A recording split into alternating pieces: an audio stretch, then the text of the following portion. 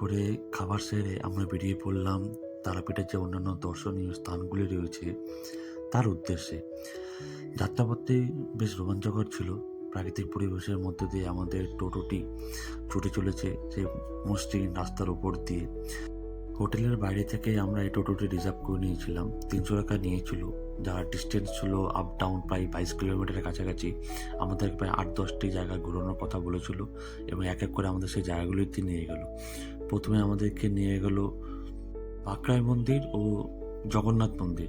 এটি হচ্ছে বাঁকড়াই মন্দিরের সিংহদ্বার। এই দুয়ার দিয়ে আমাদের প্রবেশ করতে হবে। এখান থেকে মোটামুটি 500 মিটার গেলেই প্রথমে পড়বে আমাদের বাঁকড়াই মন্দির। এটি হচ্ছে তার মেন গেট।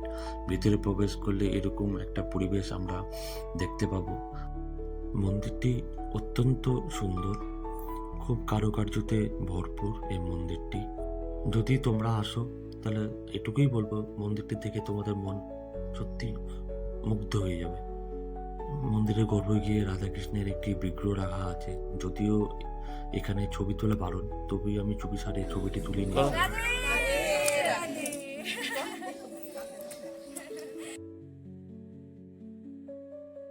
এই বাঁকড়াই মন্দিরের পিছনে রয়েছে আরেকটি মন্দির, সেটি হলো শ্রী মদন মোহনের মন্দির। এই মন্দির সম্পর্কে হয়তো অনেকে জানে না, যেহেতু মন্দিরটি বাঁকড়াই মন্দিরের ঠিক পিছনেই রয়েছে। মন্দিরটি অত্যন্ত সুন্দর, কিন্তু আমরা মন্দিরের ভিতরে প্রবেশ করতে পারিনি। সেই সময় মন্দিরটি যেহেতু বন্ধ ছিল। আমরা প্রবেশ করলাম জগন্নাথ মন্দিরে। এই মন্দিরটি ঠিক একই রাস্তায় অবস্থিত। মন্দিরের ভিতরে যেহেতু ছবি তোলা বারণ, আমরা চুপিসারে কিছু কিছু ছোট ছোট ক্লিপ আমরা নিয়েছি। মন্দিরটি দেখলে একেবারে মনে হবে যে এটা পুরী জগন্নাথ মন্দিরের আদলেই তৈরি। মন্দিরটি অত্যন্ত সুন্দর, কারুকার্যতে ভরা, মনোমুগ্ধকর। আশা করছি মন্দিরটা দেখে তোমরা অবশ্যই বুঝতে পারছো যে মন্দিরটি কতটা সুন্দর, কতটা কারুকার্যতে ভরা। এরপর আমরা এসে পৌঁছালাম একচক্রধামের ইস্কন মন্দিরে। মন্দিরটি খুবই সুন্দর। বাইরে বিভিন্ন রকমের স্টল রয়েছে। এই স্টলগুলিতে প্রয়োজনীয় ঠাকুরের জিনিসপত্র পাওয়া যায়। এই হচ্ছে মন্দির। এটি হচ্ছে মন্দিরে ঢোকার সিঁড়ি। যেহেতু মন্দিরের ভিতরে ছবি তোলা বারণ, তাই আমরা মন্দিরের ভিতরে কোনো ভিডিওগ্রাফি বা ছবি তুলতে পারিনি। এই সিঁড়িতে আমাদের মন্দিরের ভিতরে উঠে যেতে হয়।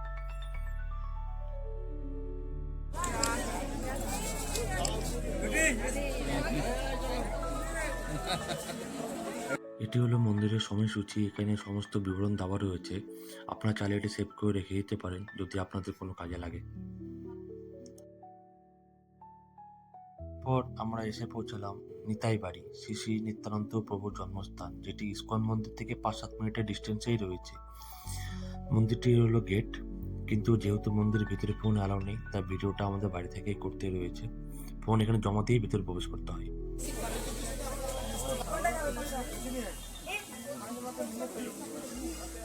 বাহাতে দিতে হয় না। খাবো খাবো, সব খেয়ে নিবো যা আছে। রাত্রেবেলা এগুলো খেয়ে ঘুমিয়ে যাবো। বাই, একটা স্ট্র নিলি? কেমন টেস্ট? কেমন টেস্ট? কেমন টেস্ট?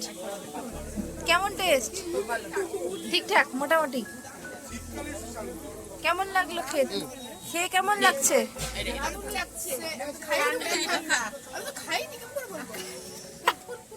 বলো, সেই লাগছে? দারুণ সুন্দর। ঠিক আছে। আমরা এলাম জানকুণ্ড হাটুগাড়া।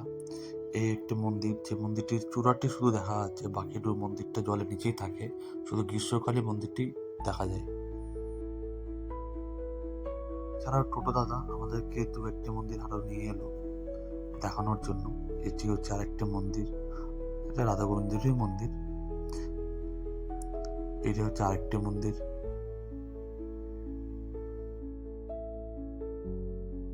দিন ঘোরাঘুরি করে ক্লান্তি হওয়ার পরেও আমরা আবার ফিরে গেলাম মন্দির চত্বরে রাতে পরিবেশ দেখতে, উপভোগ করতে। রাত্রে তারাপীঠ, সন্ধ্যেবেলায়